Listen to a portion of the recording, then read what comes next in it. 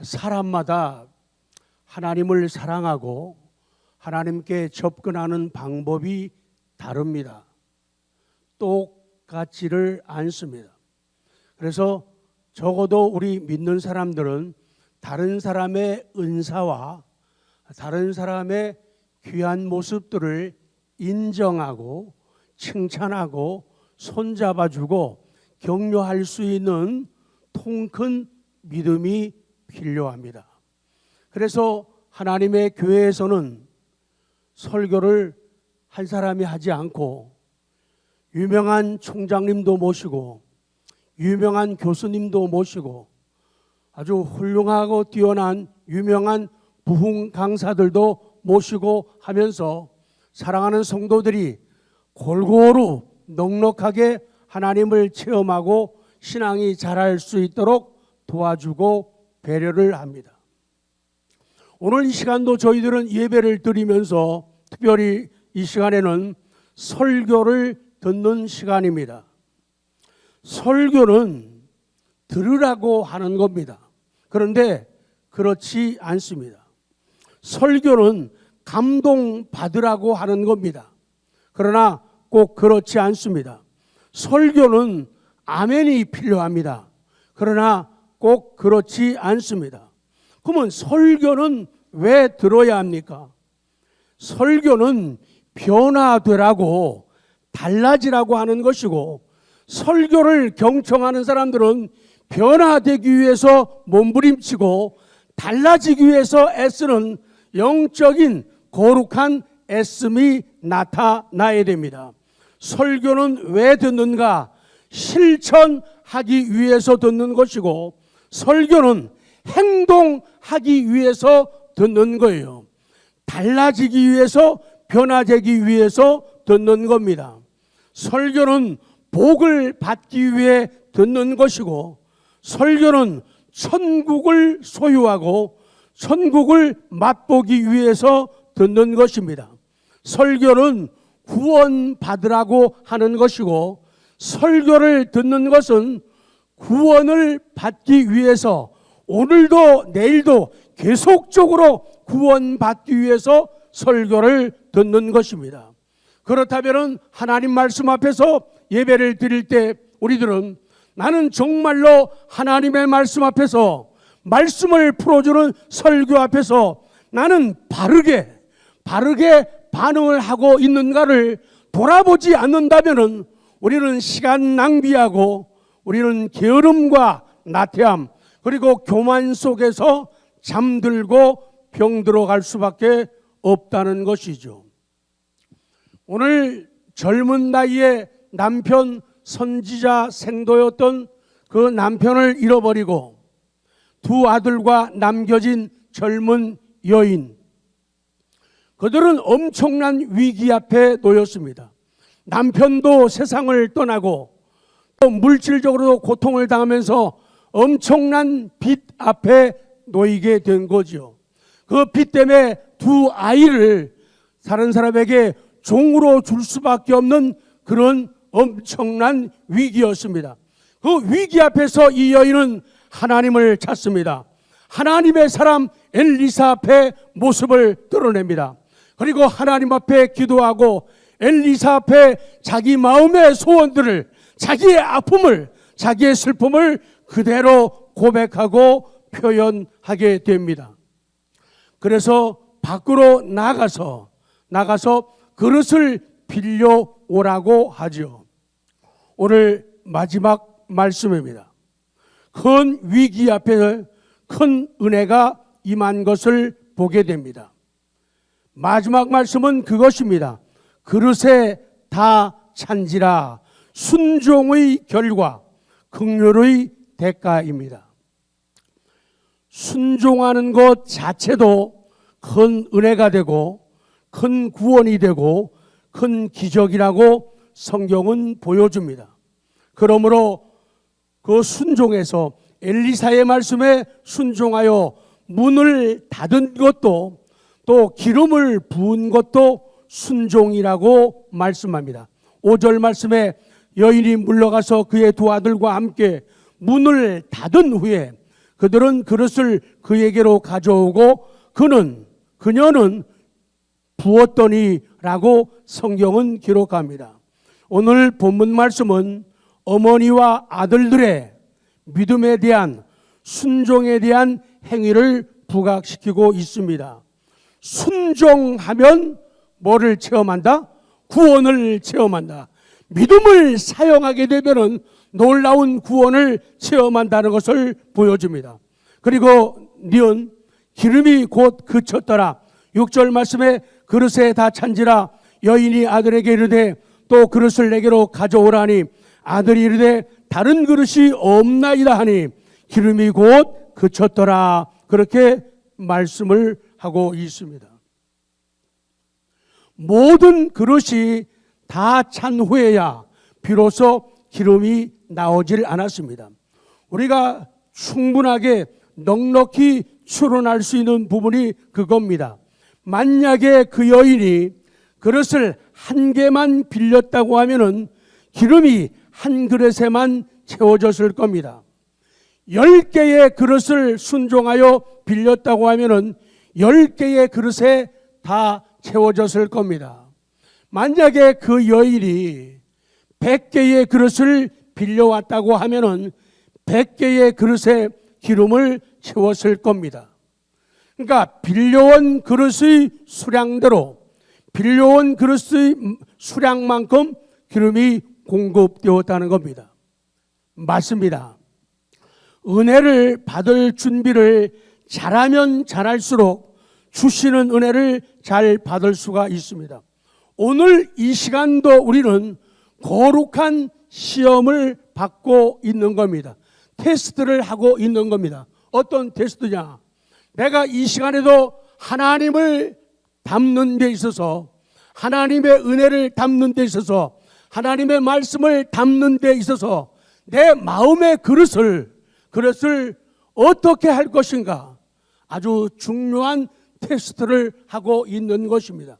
그 그릇이 준비된 사람은 준비된 만큼의 은혜를, 준비된 만큼의 기름을 채울 수 있지만은 이 시간조차도 그릇을 준비하지 않고 방심하는 상태로, 게으른 상태로 앉아 있게 된다면 우리는 체험받지 않고 빈 그릇으로 돌아갈 수밖에 없다는 것이죠. 하나님은 성도들이 가지고 있는 믿음의 분량대로, 그릇의 분량대로 풍성히 은혜를 베푸십니다. 가지고 있는 그릇의 개수대로, 그리고 크기대로, 그리고 용량대로 채우신다는 것이죠. 그래서 오늘 본문의 기적과 이 긍휼은 우리의 필요를 정확하게 하시고, 무엇이 필요한가? 돈이 필요합니다. 그 돈을 위해서, 물질을 위해서 하나님은 기름을 채워주십니다. 그 필요를 정확하게 하시고 공급하시는 그 하나님을 우리가 보고 있습니다. 두 번째, 큰 구원과 큰 은혜를 경험한 행복한 사람들이요, 결국에 큰 위기가 물러가고 큰 구원, 큰 기적을 접하는 행복한 어머니, 행복한 두 아들이 나타나고 있는 거죠. 7절 시작. 그 여인이 하나님의 사람에게 나아가서 말하니 그가 이르되 너는 가서 기름을 팔아 빚을 갚고 남은 것으로 너와 내 두 아들이 생활하라 하였더라. 아멘.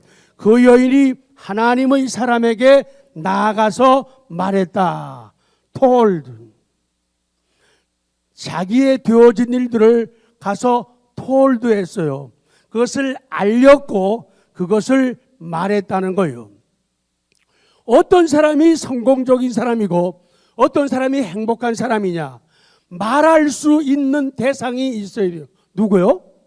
말할 수 있는 대상이, told 할 수 있는 대상이 있어야 돼요. 나의 아픔을 이야기할 수 있고 내 주어진 성공을 얘기할 수 있는 그 한 사람, the man이에요. 유일한 한 사람이 있어야 돼요. 성경은 the man 그리고 of God, 하나님의 그 사람이라는 거예요. 세상의 어떤 경험자가 아니에요. 세상의 어떤 상담자, 카운셀러가 아니라는 거예요. 하나님의 그 사람이 있었다는 거예요. 이 여인은 자기의 아픔도, 자기의 슬픔도, 자기의 문제도, 그리고 자기의 성공도 이 하나님 앞에 나가서, 하나님의 사람 엘리사 앞에 나가서 얘기를 했다 그 말이에요. 그녀는 되어진 모든 일의 결과를 하나님의 사람에게 말합니다. 왜 말해야 합니까? 여기에 그녀의 믿음이 나타나고 있다는 거예요. 그렇습니다. 그릇을 빌려온 사람은 그 여인이고, 그릇을 빌려온 사람은 그의 두 아들입니다. 그렇지만은 빈 그릇에다가 기름을 주시는 분, 그 빈 그릇에다가 기름을 주시는 분, 기름의 소유자는 누구시다? 하나님이라는 고백이요. 하나님이 하셨습니다. 하나님이 하셨습니다. 그 얘기요. 그 여인은 이러한 소유물이 하나님의 것인 줄 알고 엘리사 선지자에게 보고하는 거예요. 사랑하는 성도 여러분, 성공했을 때 말입니다. 내가 무엇을 가졌을 때 말입니다. 내가 어떤 자리에 올랐을 때, 앉았을 때 말입니다. 절대 내 것으로 착각하지 말라는 거예요. 내가 건강하기 때문에, 내가 머리가 좋기 때문에, 내가 세상에 경험이 많기 때문에 이렇게 된 것이고, 내가 잘하는 것이라고, 그것 때문에 얻었다고, 그것 때문에 가졌다고 이렇게 생각하면 오산이에요. 그것은 오판이에요. 그것은 잘못된 계산법이고, 그것은 잘못된 판단법이라는 거예요. 모든 것이 하나님께로부터 주어진 것이라고 고백을 해야 된다 그 말씀이에요. 이제 우리는 예수님의 말씀에 귀를 기울여야 돼요. 예수님은 누가복음 12장에서 부자에 대한 비유를 주고 계십니다. 오늘 부자의 모습과 인생을 살아가는 저희들의 모습을 우리가 비교하면서 하나님 앞에서 발견되기를 원합니다. 누가복음 12장에 소출이 풍성해진 부자의 모습, 그리고 나의 모습, 16절 시작. 또 비유로 그들에게 말하여 이르시되 한 부자가 그 밭에 소출이 풍성하매. 자, 소출이 풍성했습니다. 그래서 그는 17절 18절에 놀라운 계획을 세웁니다. 우리들도 그러하죠. 17절 심중에 생각하여 이르되 내가 곡식 쌓아둘 곳이 없으니 어찌할까 하고, 또 이르되 내가 이렇게 하리라. 내 곡간을 헐고 더 크게 짓고 내 모든 곡식과 물건을 거기 쌓아두리라. 그리고 자신만만한 부자의 모습, 자신만만한 우리 인생들, 우리들의 모습을 19절에서 봅니다. 시작. 또 내가 내 영혼에게 이르되 영혼아, 여러 해 쓸 물건을 많이 쌓아두었으니 평안히 쉬고 먹고 마시고 즐거워하자 하리라 하되. 그렇게 말씀하고 있어요. 그랬더니 하나님께서 가만히 계시지 않습니다. 하나님은 20절에 그 부자에게 따집니다. 말씀합니다. 20절 시작. 하나님은 이르시되 어리석은 자여, 오늘 밤에 내 영혼을 도로 찾으리니 그러면 내 준비한 것이 누구의 것이 되겠느냐 하셨으니. 그거요. 하나님은 이르시되, 하나님은 그에게, 부자에게 말씀하셨다. 뭐라고 하느냐? You fool. 이 바보야.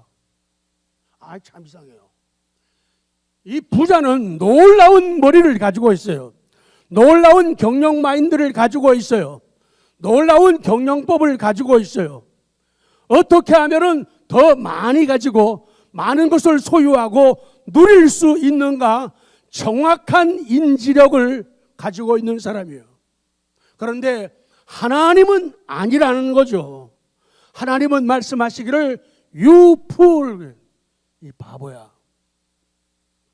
그렇게 인간의 생각과 하나님의 생각이 다르다는 것이죠. 그럼에도 불구하고 어리석은 우리 바보들은 내 생각을 앞세우고 내 계획을 앞세워 가지고 우리의 승리를 보장하고 내 성공을 유지하려고 하는데, 하나님은 You fool, 이 바보야 라고 말씀한다는 거예요. 너 똑똑하다고, 너 IQ 좋다고? 너 공부 많이 했다고? 아니야. 너 어리석은 자. 21절. 누가복음 12장 21절 시작. 자기를 위하여 재물을 쌓아도 하나님께 대하여 부유하지 못한 자가 이와 같다. 재물을 자기를 위해서는 많이 쌓아뒀지만은 그거예요.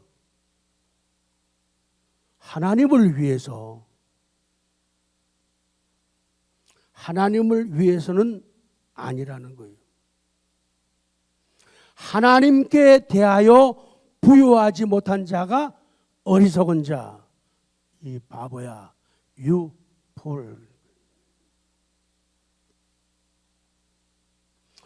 어디에다가 더 쌓고 있습니까?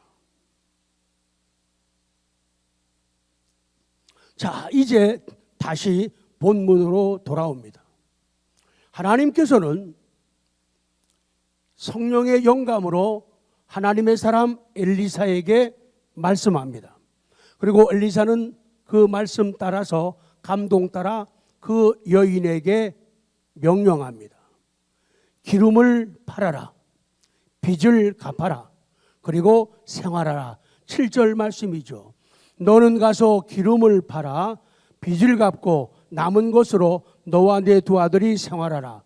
너는 가서, 너는 가라. go. 가라.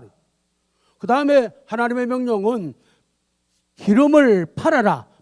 sell. 팔아라. 그리고 빚을 갚아라. 지불해라. pay. 그리고 live. 살아라. 중요해요.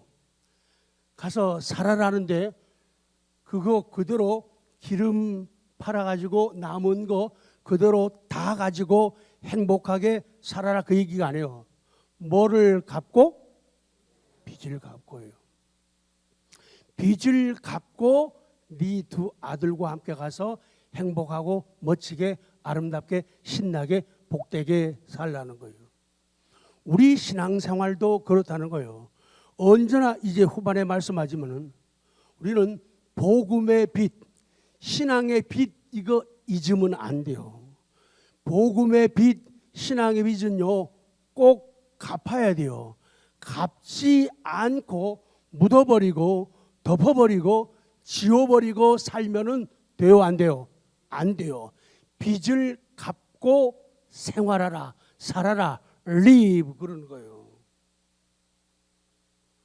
그래서 생각을 해내야 돼요. 고마운 은혜의 신앙의 빚들을 찾아내야 돼요. 그리고 잊지 말아야 돼요.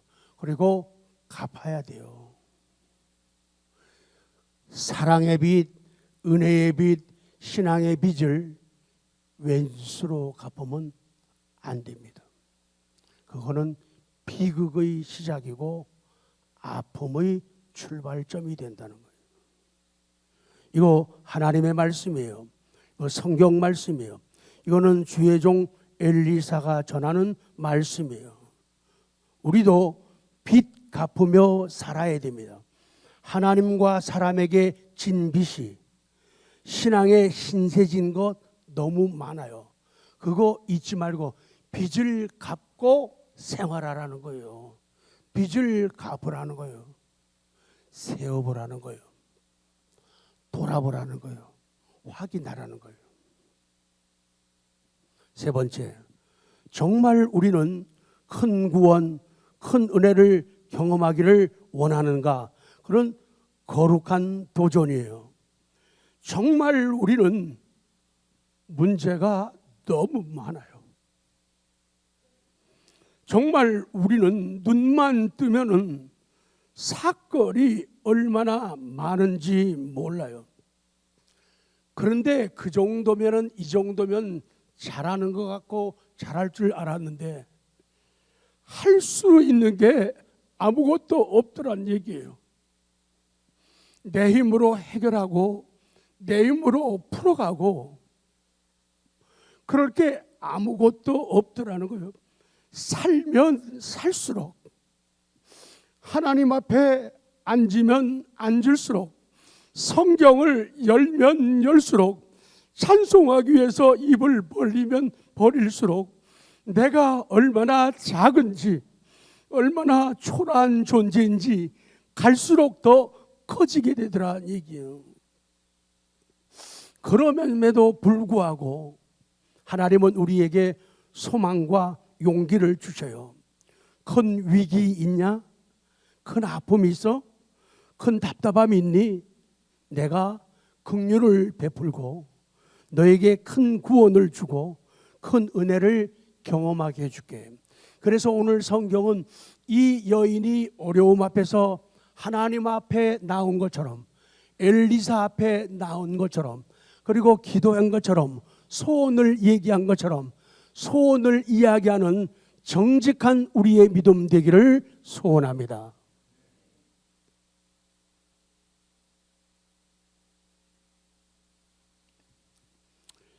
이 여인처럼 빚진 의식을 가지며 큰 위기를 느끼며 살아야 됩니다. 1절 말씀에 다시 보면은 선지자의 제자들의 아내 중의 한 여인이 엘리사에게 부르짖어 이르되, cry out 하는 거예요. 부르짖어 이르되, 당신의 종 나의 남편이 이미 죽었는데 당신의 종이 여호와를 경외한 줄은 당신이 아시는 바니이다. 이제 빚준 사람이 와서 빚 때문에 미치겠어요. 괴로워요. 나의 두 아이를 데려가 그의 종을 삼고자 합니다. 그거죠. 사랑하는 성도 여러분, 먼저 은혜의 빚진 의식을 가지고 살아야 돼요. 복음의 빚진 의식을 가지고 살아야 돼요. 이 선지자 생도의 아내와 아들들의 빚을 갚으려는 마음이요, 안 갚으면은 애들 뺏기는 거요, 애들이 종이 되는 거요, 어려움에 봉착하고 위기에 봉착하는 거요, 집안 또 한 번의 풍지박산이 난다는 거요. 그래서 이 빚진 의식 때문에 그런 하나님을 찾는 거예요. 빚에서 벗어나려는 마음이 위대함을 낳았고 큰 기적을 낳았어요. 나 혼자 잘나서 된 것 아니라는 것, 오늘까지 내가 온 것, 여기까지 있게 된 것, 살게 된 것은 내 똑똑함과 내 재주가 아니라는 것이죠. 여러분은 무엇을 누리고 있습니까? 어디에 앉아 있습니까? 어디까지 오르셨습니까? 그거 내 힘 아니라는 거예요. 하나님의 은혜라는 것. 나는 은혜를 받았고 은혜의 빚진 자가 되었다. 우리보다 젊은 사람들 얼마나 많이 우리 곁을 떠났습니까? 그럼에도 불구하고 나를 하루라도 더 살게 하시고 남겨두시는 이유가 무엇입니까? 무엇인가 더 하라고 하는 것인데 우리는 거기에 신경 안 쓰고 오로지 먹고 마시고 즐기고 노는 것, 여기에 집중할 때가 너무 많아서 부끄러운 마음을 가질 때가 많다, 그 얘기예요. 여러분, 제일 위험한 게 뭐예요? 부모 없이 태어난 것처럼 살면서 부모님을 무시하는 거예요. 마치 부모 없이 태어난, 그리고 스승 없이 배웠다고 생각하며 스승을 깔보는 것, 아주 나쁜 것이고 매우 위험한 것이죠.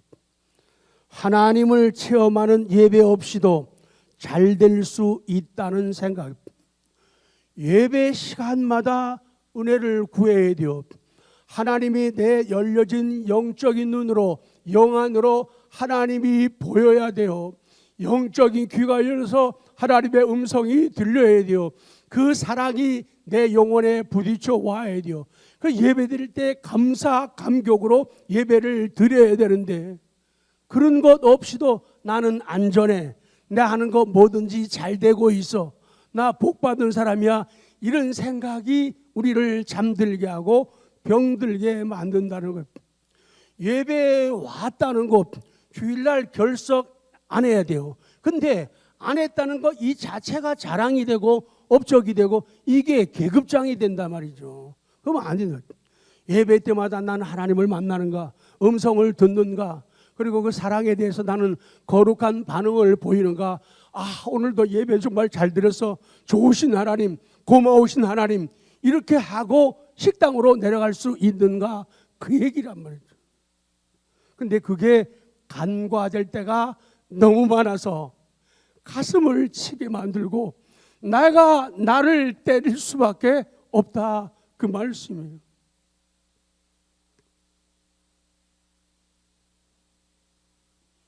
간절하고 깊은 기도 없이도 잘 될 거라는 생각, 이게 위험한 생각이에요. 우리 지금 잘 되고 있거든. 남풍이 순하게 불매. 그 사람들이 유라굴로 태풍을 만났지 않습니까? 사도 바울의 말씀에 귀를 기울여야 되는, 지나간 날들을 돌아봐도, 다가올 날들을 내다봐도 우리에게는 기적과 위기가 같이 온다는 것이죠. 형통과 고난이 같이 흐르고 있어요. 중요한 것은 하나님 앞에서, 사람들 앞에서 은혜의 빚진 자라는 겸손함으로 살아야 돼요. 고마워요. 고마웠어요. 이런 빚진 의식을 가지고 살아야 돼요. 니은 빚진 의식을 가지고 나올 때 하나님은 우리의 용량을 크게, 그릇을 더 많게 하시고 그릇을 더 크게 만들어 주신다는 거예요. 비록 괴로움에 쓴맛이 있고 고통이라는 아픔의 물이 있다고 해도 내가 긴 냇가가 되고 넓은 저수지가 되고 큰 호수가 되면은 별 문제 없어요. 그런 고통과 아픔의 물들이 나에게는 힘을 쓰지 못하고 문제가 안 돼요. 내 앞에서는 힘을 잃어버리는 거예요. 사랑하는 성도 여러분, 혹시 여러분을 힘들게 하는 환경이 있습니까? 여러분을 힘들게 하는 여건이나 문제, 혹은 그런 사람들이 있습니까? 그런 환경과 그런 여건과 그런 문제와 그런 사람들을 없애려고 애쓰지 마세요. 없어지지 않아요. 내가 없애려고 노력하면 상대방은 더 없어지지 않기 위해서 몸부림치고 발버둥치고 강해지고 악해지는 거예요. 그 방법으로 안 돼요. 하나님의 방법으로 해야 되는 거예요. 그런 여건이나 환경, 문제, 그런 사람들을 제거하려고 싸움하지 말라는 거예요. 악한 사람들과 속이는 사람들은 더욱더 말세에 악해진다고 디모데후서 3장 13절은 말씀합니다. 그럼 어떻게 하라는 거예요? 내가 변해야 돼요. 내 용량이 커져야 돼요. 빚진 의식을 가지고 엘리사 앞에 나올 때, 하나님 앞에 나올 때 하나님은 내 용량을 크게 하시는 거예요. 그래서 내 성격, 내 인간성을 좋게 하고 크게 하라는 거예요. 내 믿음의 용량을 크게 하라는 거예요. 내가 커지면 모든 게 끝날 수 있어요. 내가 커지면은 갈등도 끝나고, 내가 커지면은 싸움도 끝입니다. 그래서 크기로 말하면은 작은 종이컵으로 만족하지 말아라. 우리 교회 옆에 있는 하천처럼, 도랑처럼 되라는 거예요. 옆에 있는 고모리 저수지가 되라는 거예요. 우리 가끔 자주 가는 마장 호수처럼 큰 호수가 되어서 용량을, 마음을 넓히라는 거예요. 우리 큰 구원 받지 않았습니까? 큰 은혜를 받지 않았습니까? 큰 구원 받고 큰 은혜를 받았으니 감사로 모든 빚을 갚아야 돼요.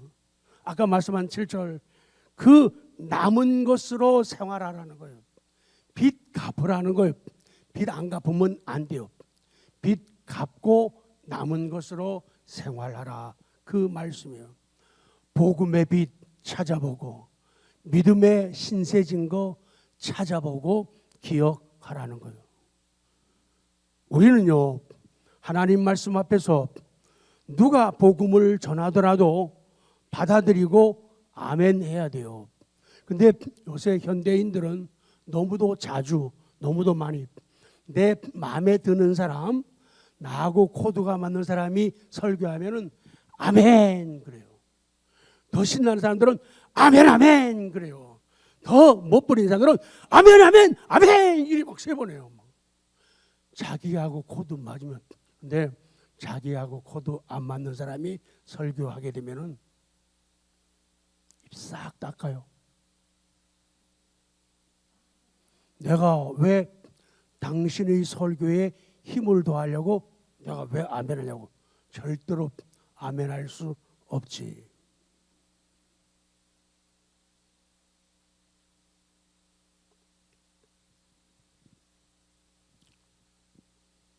설교 동영상을 들어보세요. 설교 동영상을 들어보세요.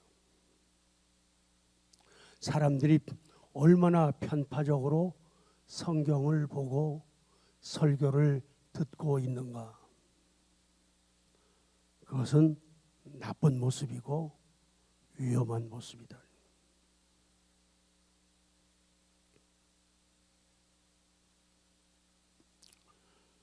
누가 빚을 다 갚고 남은 것으로 멋지게 아름답게 복되게 전도하고 선교할 수 있느냐.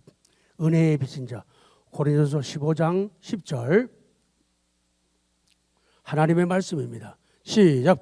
그러나 내가 나된 하나님의 은혜로 된 것이니 내게 주신 그의 은혜가 헛되지 아니하여 내가 모든 사도보다 더 많이 수고하였으나 내가 한 것이 아니요 오직 나와 함께 하신 하나님의 은혜로라. 아멘.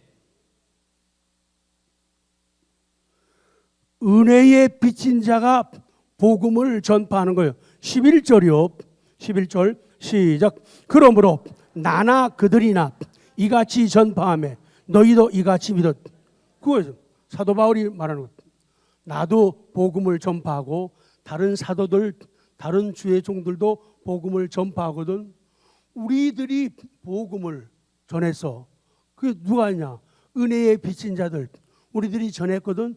그래서 여러분들이 믿게 된 거 아니야? 그러니 여러분들도 복음의 빚진 자라는 거예요. 복음의 빚진 자들이 복음을 전하게 되는 거예요. 그러나 복음의 빚진 게 없다고 하면은 사람들은 전하지를 않습니다. 그래서 나 은혜 받은 거 없거든요. 나 믿음의 신세 진 거 없걸랑요. 이거는 배운 망덕이에요. 그래서 배운 망덕 어떻게 해야 돼요? 아웃! 배운 망덕 어떻게 해요? NO! 하고 거절하고 사절해야 돼요. 끝났습니다. 결론. 용량 커진 내 신앙, 내 가정, 내 교회, 내 직장, 내 사업장, 내 믿음은 너무 귀합니다.